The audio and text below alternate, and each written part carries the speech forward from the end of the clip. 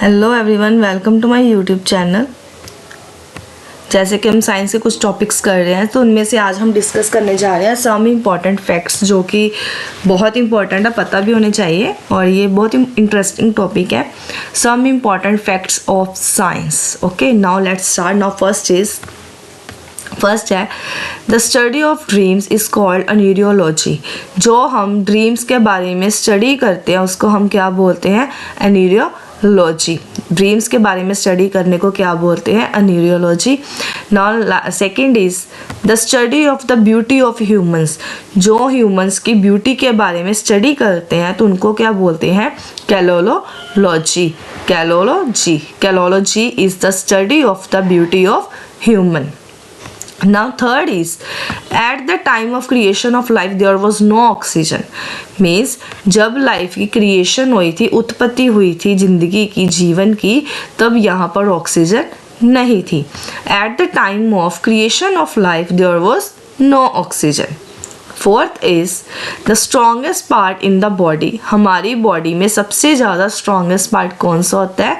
Enamel of teeth. Enamel of teeth है जो, वो सबसे ज़्यादा स्ट्रॉन्गेस्ट पार्ट है हमारी बॉडी में।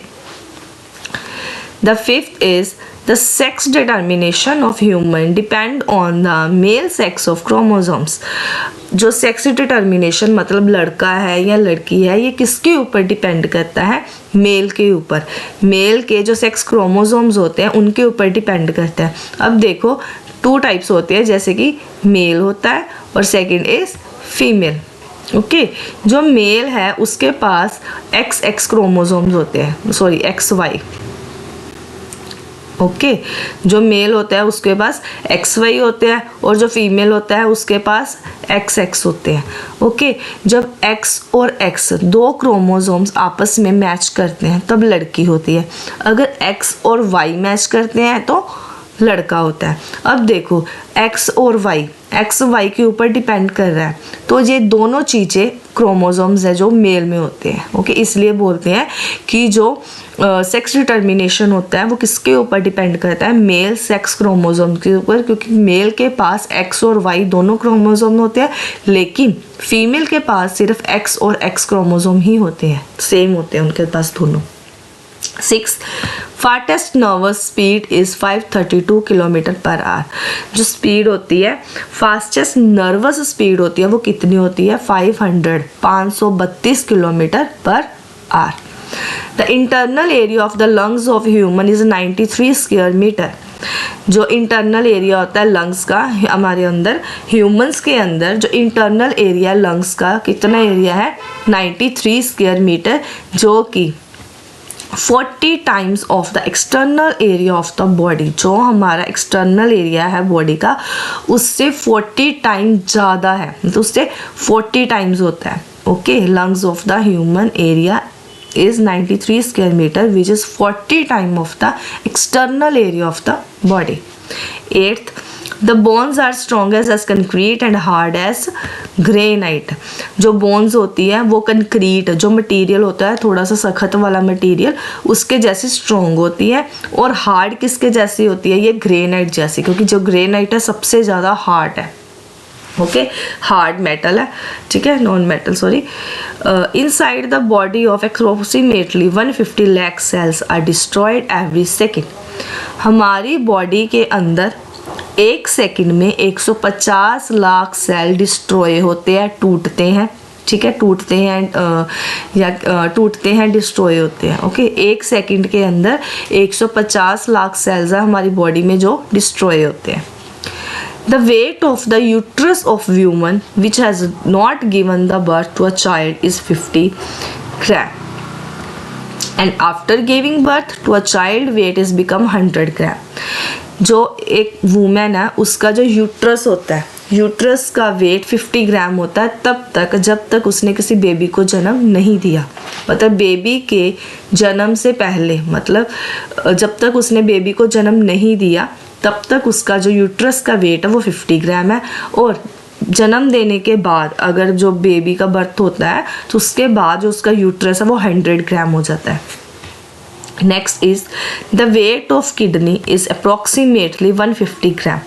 जो किडनी का वेट होता है हमारी बॉडी के अंदर, जो किडनीज है उनका वेट कितना है 150 grams. Next, in a single inhaling a normal adult take 500 millilitre air inside the body. जब एक बार सांस लेते हैं, सांस को अंदर लेके जाते हैं, हवा को अंदर लेके जाते हैं एक टाइम में, सिंगल, जब एक बार हमने सांस ली तो इसके अंदर क्या किया हमने, एक बार सांस जब हमने ली तब हमने 500 मिलीलीटर एयर है जो हम अपनी बॉडी में लेके गए हैं। ओके, एडल्ट ऐसा करते हैं। एडल्ट की बॉडी में क्या होता है, एक टाइम में 500 मिलीलीटर एयर है जो बॉडी के अंदर जाती है। Capacity of the heart to pump blood is 4.5 litre per minute. एक मिनट में जो हमारा हार्ट है वो 4.5 लीटर ब्लड को पंप करता है। Length of the small intestine is approximately 7 metre. जो स्मॉल इंटेस्टाइन होती है उसकी जो लेंथ होती है वो 7 मीटर होती है और उसका जो डायमीटर होता है that is 2.5 centimetre. Length is 7 and diameter is 2.5 centimetre. और इसके ऑपोजिट जो लार्ज इंटेस्टाइन होती है उसका जो लेंथ होती है वो कितनी होती है 1.5 metre. Okay, 15th is the blood circulation inside the body takes approximately 23 seconds। एक बार जो ब्लड सर्कल कंप्लीट होता है, ब्लड सर्कुलेशन हमारी बॉडी के अंदर हो रहा है तो वो अप्रोक्सीमेटली 23 सेकंड्स लेता है। ओके, नाउ नेक्स्ट, ये यहाँ पे 16 है, ये 16, 17, 18 तो देख लेना आप। 16 is the antibiotic name penicillin. Penicillin एक एंटीबायोटिक है जिसको ऑब्टेन किया गया है पेनिसिलियन फंगस से। पेनिसिलियम फंगस से एक एंटीबायोटिक बना है जिसका नाम है penicillin. Next, human is most intelligent humanoid of the universe. हमारे यूनिवर्स में सबसे ज़्यादा बुद्धिमान कौन है, ह्यूमन है। सबसे ज़्यादा इंटेलिजेंट बुद्धिमान कौन है यूनिवर्स में, पूरी दुनिया में, that is human. Next, albatross. Albatross क्या है, एक लार्जेस्ट सी बर्ड है। एल्बेट्रोस एक लार्जेस्ट सी बर्ड है जो 10 से 12 फीट तक अपने जो पंख हैं उनको खिलार लेता है, उनको फैला लेता है। ओके, एल्बेट्रोस एक लार्जेस्ट सी बर्ड है जो अपने फीदर्स को 10 से 12 फीट तक स्प्रेड करता है। Next, there are approximately 50 lakh hair in the body of human. Human की बॉडी में ह्यूमन की बॉडी के ऊपर 50 लाख हेयर है, 50 लाख बाल है ह्यूमन की बॉडी में। In the initial stage of the formation of placenta, जो initial stage of formation of placenta, जो प्लेजेंटा फॉर्म हो रहा है बॉडी में, दैट्स HCG के हॉर्मोन्स है जो कि फ्लो करते हैं बहुत ज़्यादा क्वांटिटी में and are excreted through the urine. HCG एक हार्मोन है जो कि बहुत ज़्यादा क्वांटिटी में हमारी बॉडी में होता है और जो यूरिन के थ्रू, बाथरूम के थ्रू बाहर निकलता है। At this time the testing of urine, जब यूरिन का टेस्ट किया जाता है तो HCG हार्मोन्स को चेक किया जाता है प्रेगनेंसी के लिए। जो प्रेगनेंसी टेस्ट होता है वो इस हार्मोन की प्रेजेंस में होता है। HCG की वैल्यू को देख के बताया जाता है कि प्रेगनेंसी है और नहीं है। ओके, जो प्रेगनेंसी होती है वो HCG हार्मोन्स के द्वारा ही चेक की जाती है जो कि यूरिन के थ्रू बाहर निकल, मतलब यूरिन में HCG हार्मोन होता है। ओके, जिसके द्वारा प्रेगनेंसी टेस्ट को कैरी आउट किया जाता है। 6 is the heart beat of child is more than that of adult. ये तो पता ही है कि जो बच्चों की हार्ट बीट होती है बड़ों से ज़्यादा होती है। 7th, a single respiration complete in 5 second. जो एक बार हम रेस्पिरेशन कर रहे हैं, रेस्पिरेशन मतलब क्या होता है, सांस को लेना और सांस को छोड़ना। तो ये सांस हम ले रहे हैं और सांस को छोड़ रहे हैं, ये टोटल कितना टाइम ले रही है, एक टाइम की रेस्पिरेशन वो 5 सेकेंड ले रही है, जिसमें से 2 सेकेंड हम हवा को अंदर ले जाने में लगाते हैं और 3 सेकेंड उसको बाहर निकालने में, इसलिए टोटल 5 सेकेंड लगते हैं एक सिंगल रेस्पिरेशन को। Every blood in the body of human carry approximate 350 liter of oxygen to the cell of the body। हर रोज क्या होता है, जो हमारा ब्लड है 350 लीटर ऑक्सीजन हमारे बॉडी के सेल्स को देता है। ओके, 350 लीटर ऑक्सीजन है जो हमारे बॉडी के जो सेल्स है उनको देता है, जिसमें से 97% जो ऑक्सीजन होती है वो हेमोग्लोबिन के थ्रू ली जाती है और जो 3% बच जाती है वो सर्कुलेट करती है by the blood plasma. Okay, every day जो ब्लड है हमारी बॉडी के अंदर वो हमारी बॉडी को 350 लीटर ऑक्सीजन दे रहा है, ठीक है, जिसमें से 97% जो ऑक्सीजन है वो हेमोग्लोबिन के थ्रू कैरी की जा रही है और जो बच जाती है 3% उसको सर्कुलेट किया जाता है ब्लड प्लाज्मा के through. 9th is zinc sulphide is use as rodenticide.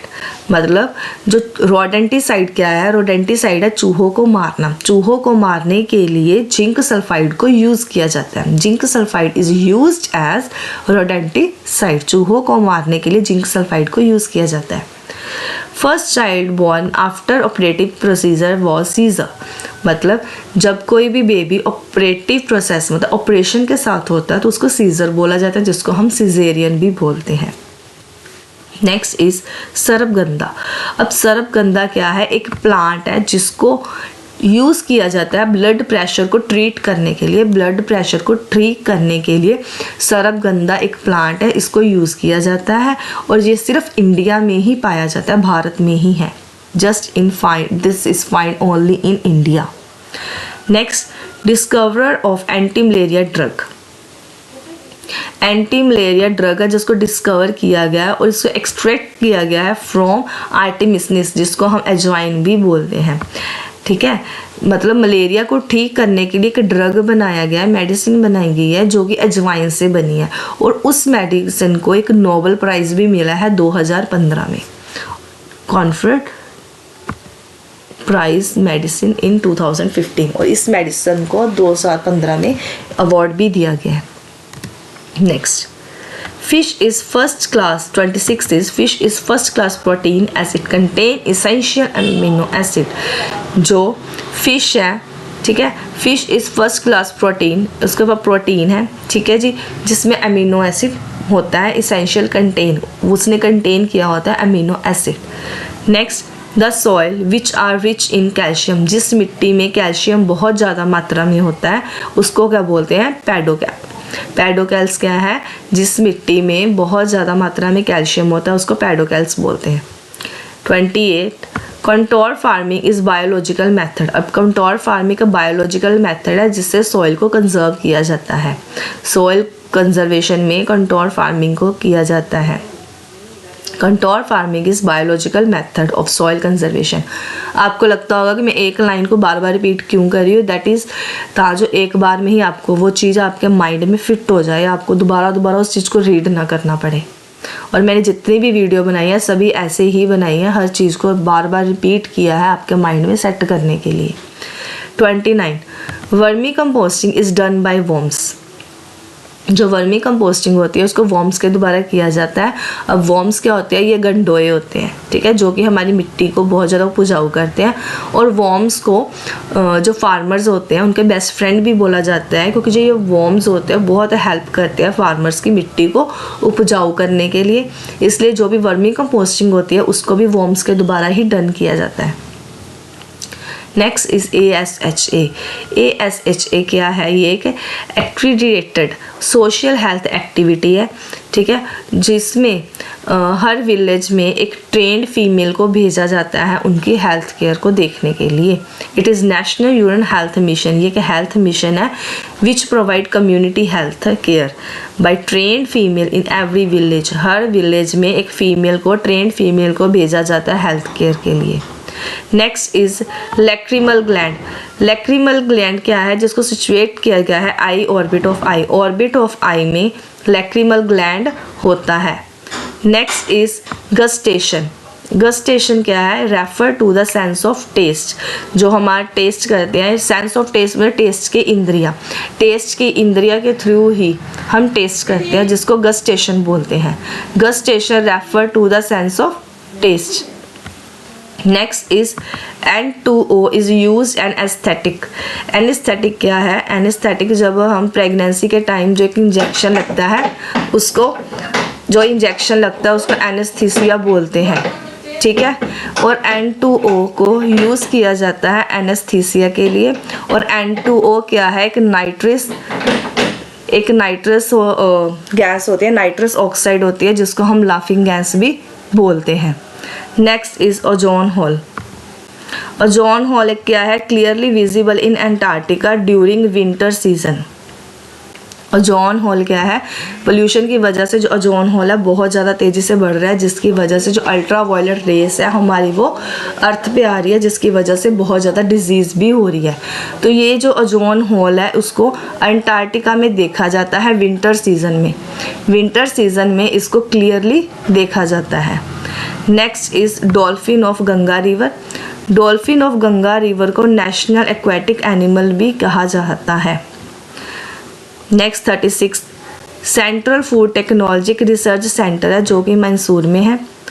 Last is altitude sickness is caused at high altitude due to low partial pressure of oxygen. अब एल्टीट्यूड सिकनेस क्या है, एल्टीट्यूड सिकनेस तब होता है जब हम बहुत ज़्यादा ऊंचाई पे चले जाते हैं और हमारा जो ऑक्सीजन लेवल है वो उसके साथ तालमेल नहीं कर पाता, हमारे सांस लेने में हमें दिक्कत आती है, तब होता है एल्टीट्यूड सिकनेस। एल्टीट्यूड सिकनेस क्या है, कब होता है, जब हम बहुत ज़्यादा हाई एल्टीट्यूड मतलब बहुत ज़्यादा ऊंचाई पे चले जाते हैं और वहाँ पर जाकर जो हमारा ऑक्सीजन का प्रेशर है, लो प्रेशर, वो उसके साथ तालमेल नहीं कर पाता। तो वो होने के कारण उसको एल्टीट्यूड सिकनेस कहते हैं, जब हमें सांस लेने में दिक्कत आती है ऊंचाई पे जाके। ओके, तो इसके साथ जो हमारे फैक्ट्स हैं वो फिनिश होते हैं।